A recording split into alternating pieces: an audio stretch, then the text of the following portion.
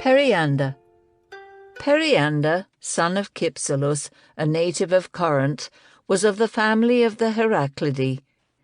His wife, Lysida, whom he called Melissa, was the daughter of Procles, the tyrant of Epidaurus, and Erycina, the daughter of Aristocrates and sister of Aristodemus, who together reigned over almost all of Arcadia, as Heraclides of Pontus says in his work On Power. By Lysida he had 2 sons, Cypselus and Lycophron, the younger a man of intelligence, the elder weak-minded. After some time, in a fit of anger, he killed his wife, either throwing a footstool at her or with a kick when she was pregnant, having trusted the false accusations of concubines whom he later burned alive. To Corcyra he banished the son named Lycophron, who grieved for his mother, but when Periander had grown old, he sent for his son to succeed him in the tyranny. The Corcyraeans, anticipating his plan, killed his son. Thereupon, in a fit of rage, Periander sent the sons of the Corcyraeans to Aliates to be castrated. But when their ship touched at Samos, they took refuge in the temple of Hera and were saved by the Samians. Periander died of grief at the age of 80. Socrates says that he died 41 years before Croesus, 3 years before the 49th Olympiad. Herodotus, in his first book, says that he was a guest friend of Thrasybulus, the tyrant of Miletus. Aristippus, in the first book of his work on the luxuriousness of the ancients, relates the following story about Periander. His mother, Cratia, conceiving a passion for him, had intercourse with him in secret, and he took pleasure in it.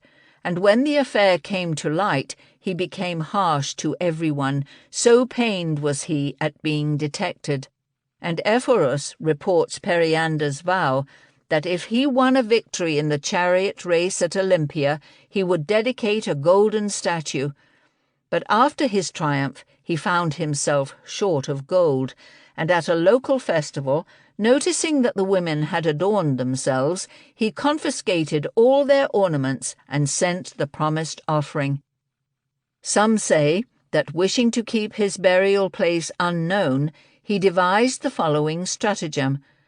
He ordered 2 young men to whom he had shown a certain road to go there at night, kill the man they met, and bury him.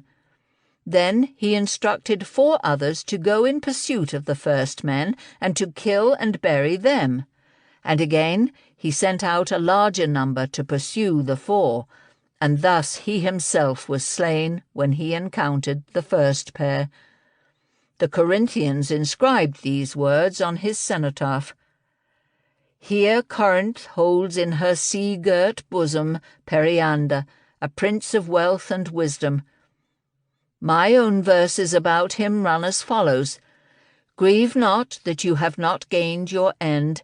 Instead, delight in all that God gives.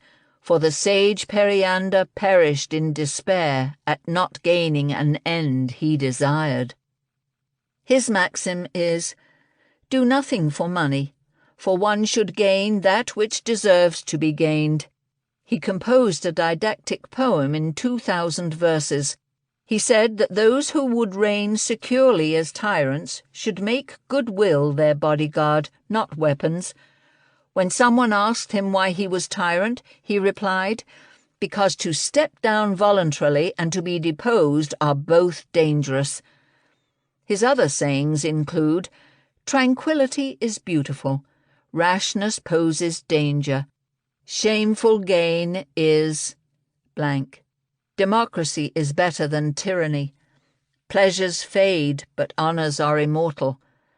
Be moderate in prosperity, sensible in adversity.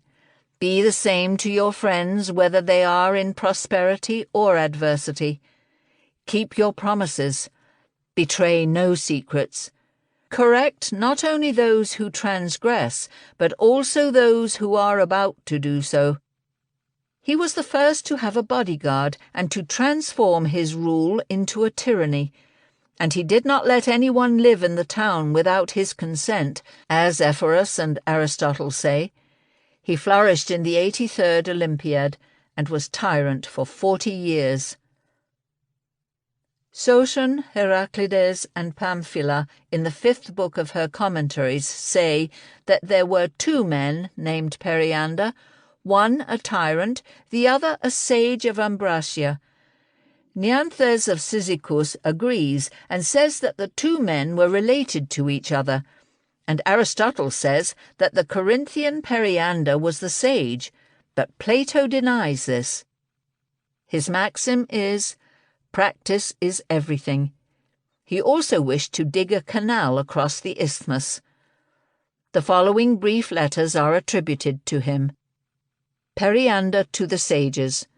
Many thanks to Phoebus Apollo that I found you together, and that my letters will also bring you to Corinth. For my part, I shall receive you, as you know yourselves, in the most democratic manner.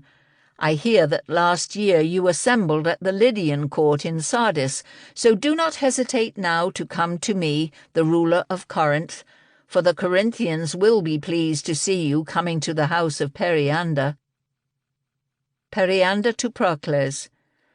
The murder of my wife was unintentional, but you injure me deliberately when you set my son against me.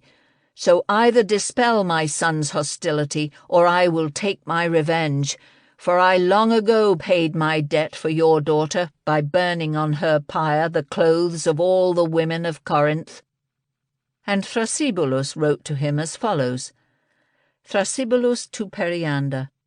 I gave your herald no answer, but I took him to a cornfield and cut off the ears of corn that grew higher than the rest, striking them with a staff while he accompanied me. And he will report to you, if you ask him, what he heard or saw, and you must follow my example if you wish to strengthen your dictatorship. Slay the citizens who are preeminent, whether or not they appear hostile to you, since for a dictator every man, even a friend, arouses suspicion.